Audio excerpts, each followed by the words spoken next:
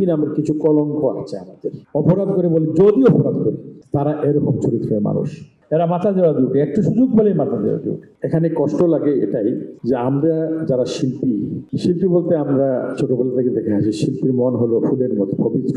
তারা দেশকে ভালোবাসবে, মানুষকে ভালোবাসবে, কিন্তু শিল্পী নামের কিছু কলঙ্ক আছে আমাদের। এরা কিন্তু পপুলার, অনেকেই চেনে তাদেরকে। একজন কিছুদিন আগে একটা স্ট্যাটাস দিয়েছিল এই জুলাইকে নিয়ে, ব্যাংক করেছিল একদম। পরবর্তীতে সে যখন জানতে পারলো যে বিপদ আছে সামনে, হয়তো রাস্তাঘাটে বিপদ হবে, তার ফ্যামিলির সমস্যা হবে, তো মাফ চাইছে, ক্ষমা চাইছে। কিভাবে জানেন? যদি আমি কাউকে মনে আঘাত করে থাকি, কোনো জুলাই শহীদ ফ্যামিলির কাউকে, তাহলে আমি ক্ষমা চাইছি। যদি, বুঝতে পারছেন?